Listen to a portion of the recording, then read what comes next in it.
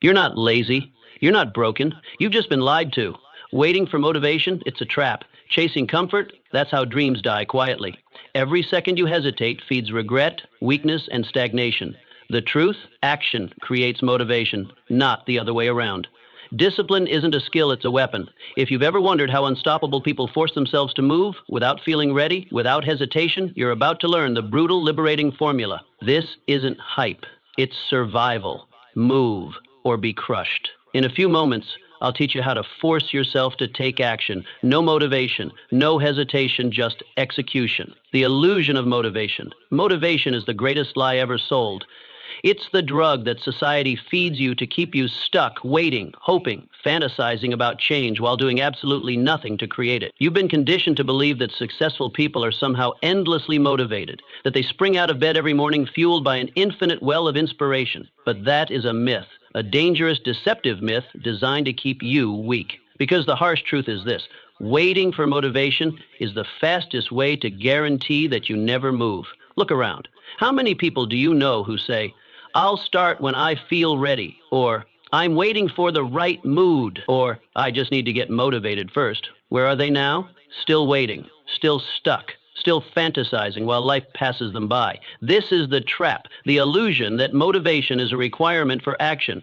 It's not. It never was. Motivation is a feeling, and like all feelings, it's unreliable. It comes and goes like the weather. If you anchor your life to it, you will be a prisoner of inconsistency forever. Here's the brutal reality most people don't want to hear. The difference between those who succeed and those who stay stuck isn't motivation, it's discipline. It's the ability to act regardless of how you feel. Discipline doesn't care about moods, about inspiration, about whether you're tired, stressed, bored, or unmotivated. Discipline simply says, I don't care how you feel. Do it anyway. The disciplined person wakes up and takes action, not because they are always motivated, but because they understand that action isn't optional. It's mandatory. The truth that society avoids telling you is this: action creates motivation, not the other way around. Think about it. How many times have you forced yourself to go to the gym, work on a project, or tackle a task you didn't want to start, only to notice that within minutes of doing it, your energy shifted, you felt better, clearer, more driven? That's not a coincidence. That's the formula. Movement precedes motivation.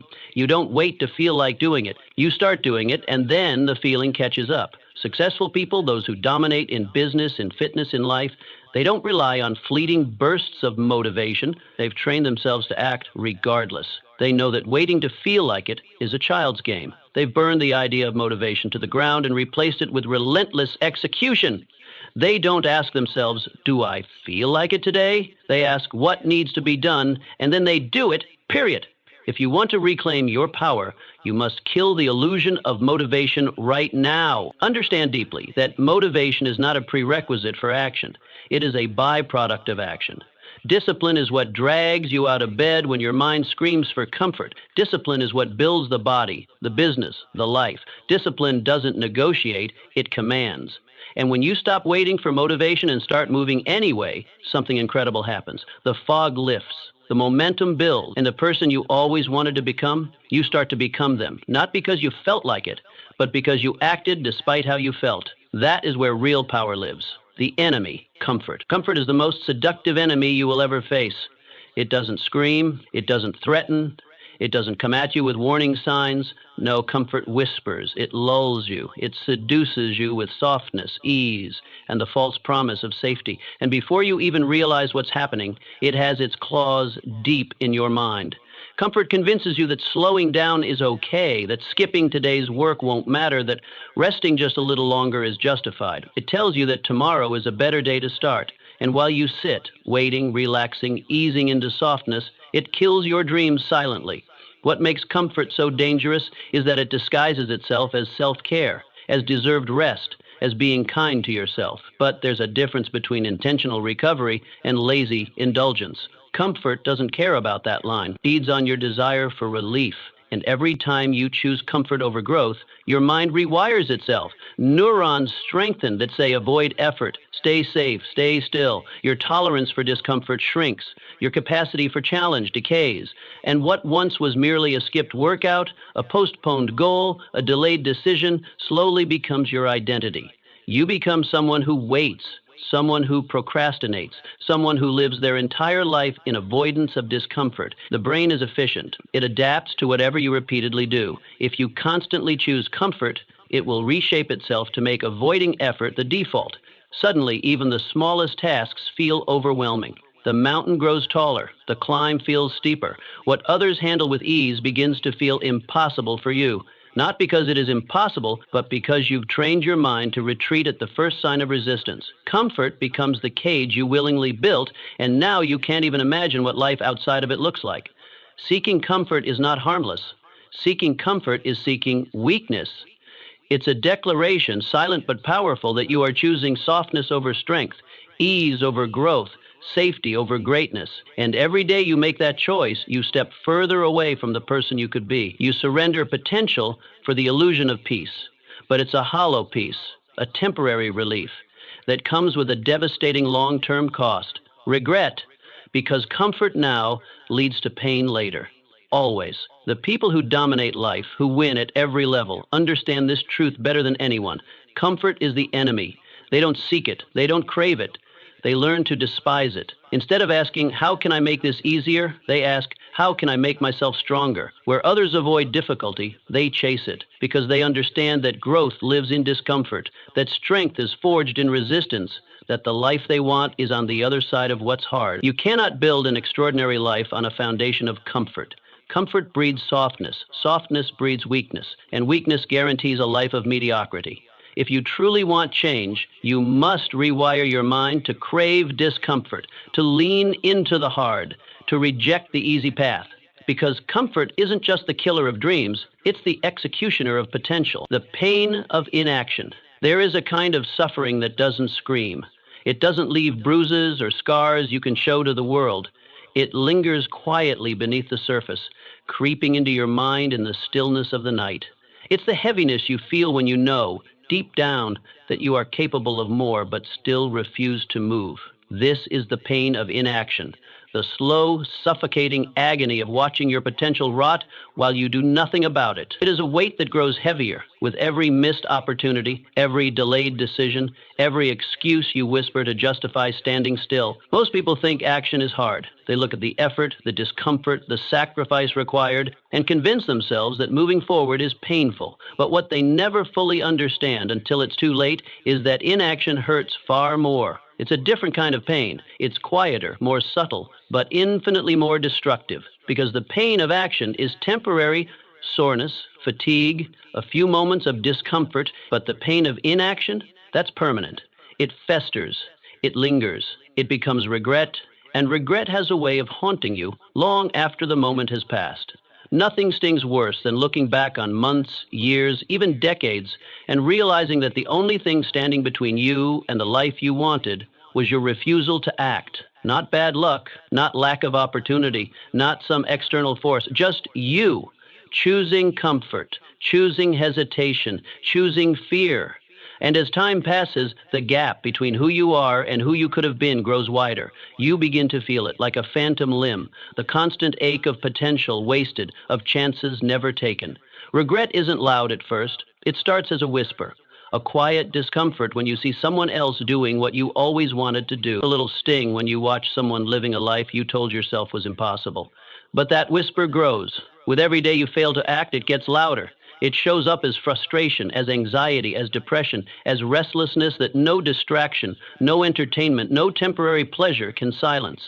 Because deep down, your mind knows when you are betraying yourself, and it punishes you with the slow drip of regret. But there is another side to this pain. It can break you, or it can forge you. The very discomfort you feel from doing nothing can become the fuel that forces you to change. If you let it, the pain of inaction can become the most powerful catalyst for transformation. Because once you truly feel the cost of standing still, once you face the reality that time is passing and no one is coming to save you, you either drown in that realization or you rise. You weaponize it. You let that pain remind you that the price of waiting is always higher than the price of doing. And when you finally decide to move, to act, to fight, you'll realize that nothing is more painful than a life wasted on hesitation. The discipline-first mentality. Discipline is the dividing line between those who merely dream and those who actually achieve. It's the brutal truth that most people refuse to accept because discipline isn't sexy, it isn't flashy, it doesn't rely on feel-good quotes or waiting for the perfect mood to strike. Discipline doesn't care about how you feel.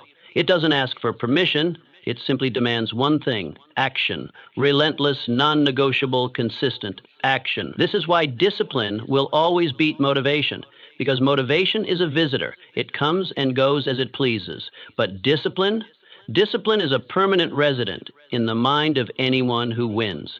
The world has sold you the lie that you must be inspired to move, that you should feel excited about the grind, that it should feel good. But winners don't wait to feel anything. They have killed that idea completely because they understand that feelings are irrelevant. If you only act when you feel like it, you lose. It's that simple. Discipline means you show up when you're tired. You show up when you're bored. You show up when every part of your mind is begging for rest, for distraction, for anything except the hard thing in front of you. And still, you do it anyway. The disciplined don't operate on emotional weather patterns. They don't check in with themselves each morning to see whether they feel like executing. Their internal dialogue is not one of negotiation, but one of command. It doesn't matter how I feel. The work gets done. This is the discipline-first mentality. It's ruthless, it's unforgiving, but it's the only formula that works. Because life doesn't reward intention, it rewards execution. The reality is that discipline is freedom. People think discipline is restriction, that it's this rigid, miserable existence. They couldn't be more wrong. The undisciplined are the ones who suffer, trapped in cycles of procrastination, regret, and unfulfilled potential. The disciplined are free, free from chaos, free from the mental torture of knowing they're capable of more but doing less, free because their life is built on self-respect, the deepest kind there is. When you live by discipline, you trust yourself. You know that no matter what, you will do what needs to be done. And here's the formula that the successful live by. Feelings are irrelevant. Action is mandatory.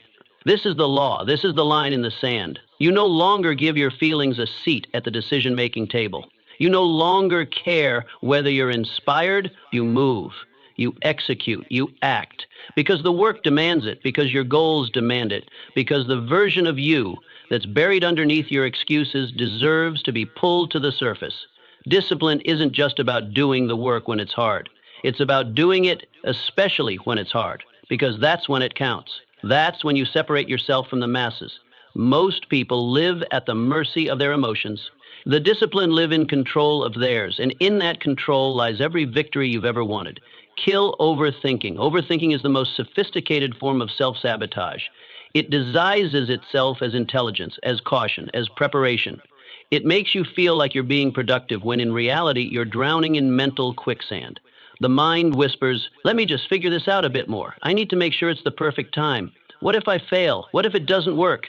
And while you sit there tangled in your own thoughts, life keeps moving. Opportunities slip away, momentum dies, and you become a prisoner of your own mind.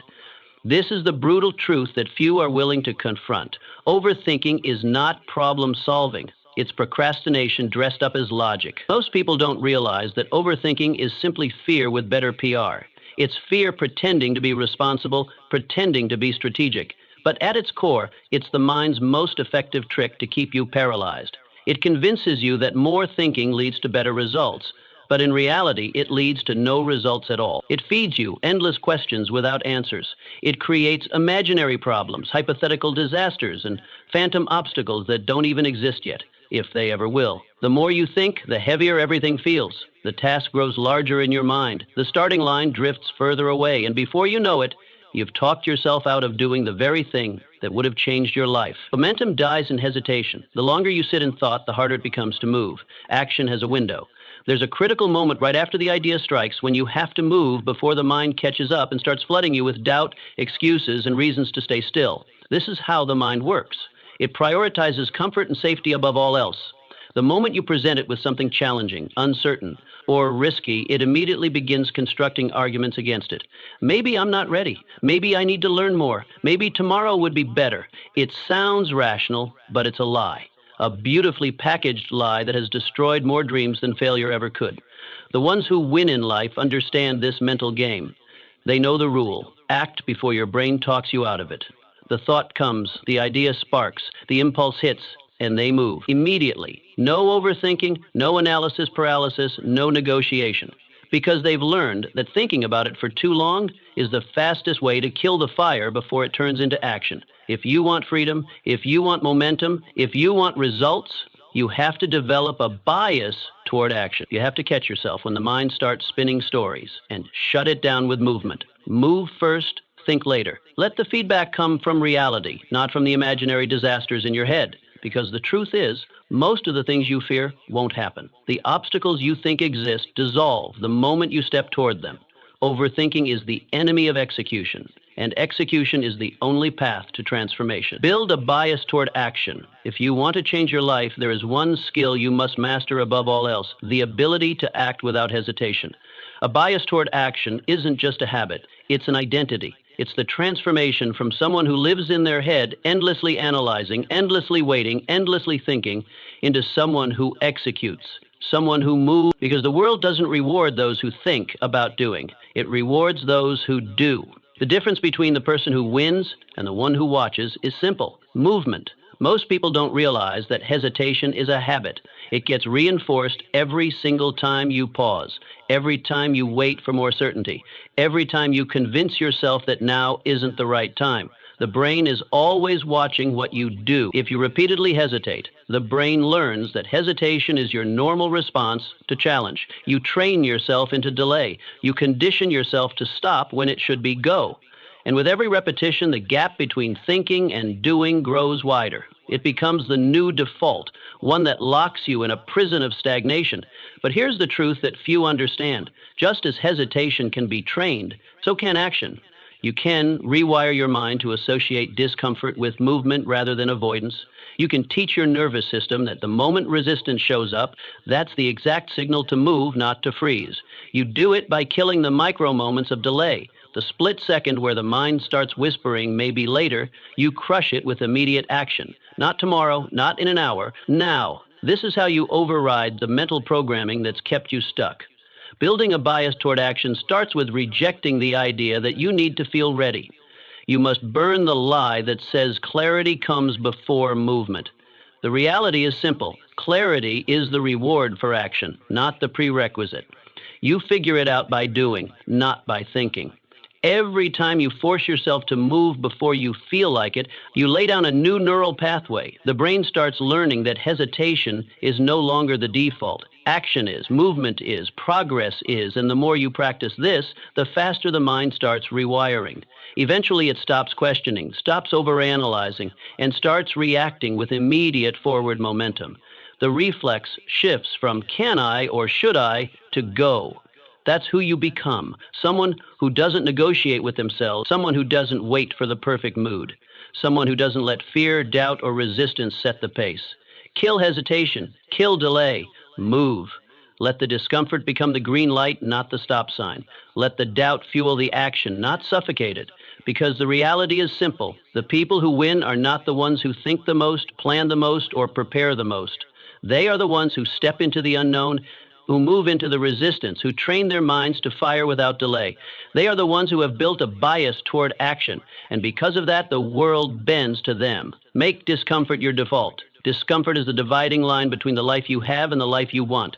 Most people spend their entire existence running from it, avoiding it at all costs, treating it like something to be feared. But those who rise, those who dominate in any area of life, have learned a truth that the masses never grasp. Discomfort isn't the enemy. It's the compass. It's the signal. It's the clearest indicator of where growth lives. The places that scare you, the tasks that make you hesitate, the challenges that make your stomach twist, that's where your evolution waits. And the faster you train yourself to stop avoiding those moments and instead lean directly into them, the faster you separate yourself from everyone who never will. Training yourself to crave discomfort is a deliberate act of rebellion against the weakness the world wants you to adopt. You do it by rewiring your mind to interpret resistance, not as a barrier, but as a signal. When something feels hard, when fear creeps in, when every part of you wants to back off, that's the green light. In the moment you lean in, not step back. You stop asking yourself whether you feel like doing it, whether it's convenient, whether it's easy. You erase those questions from your vocabulary. The only question that matters is, does this make me uncomfortable? If the answer is yes, you go. You move toward it with intention, with aggression, with purpose. Over time, this becomes your operating system. Discomfort stops feeling threatening. It starts feeling familiar. It starts feeling like home. You begin to crave it because you understand that every time you lean into it, you walk out the other side stronger, sharper, more dangerous. The tasks others avoid become the very tasks that sharpen you. Where they retreat, you advance. Where they seek relief, you seek the next battle. The weak avoid discomfort and pay for it with mediocrity. The strong chase it and are rewarded with mastery. You have to decide who you're going to be. Discomfort is not a punishment. It's the path. It's the proving ground. It's the gate you must walk through every single day if you ever want to become the version of yourself that lives on the other side of fear. Make discomfort your default. Where it points, you go. Every time. No exceptions. Break the perfect moment myth. The perfect moment is a lie. A beautifully crafted illusion designed to keep you stuck exactly where you are. It's the mind's most clever excuse, disguised as patience, wrapped in the language of logic. You tell yourself, I'll start when things calm down, when I have more time, when I feel ready, when everything aligns. But the brutal truth is this: the right time never comes. It never has, and it never will. Life doesn't hand out perfect conditions. It doesn't pause the chaos, the uncertainty, or the resistance just because you decided you're finally ready to move. The people who wait for the perfect moment never get started. And if they do, it's already too late. Every second you spend waiting for some magical alignment is a second you willingly surrender to weakness. The need for perfection is nothing more than fear in disguise. Fear of failure, fear of judgment, fear of discomfort. You convince yourself that waiting is responsible, that it's the smart move. But really, it's just a sophisticated form of procrastination, a justification to avoid the very thing you know you need to do. And as you wait, momentum dies. The window starts to close. The distance between who you are and who you could have been widens. Here's what winners know that most will never accept. The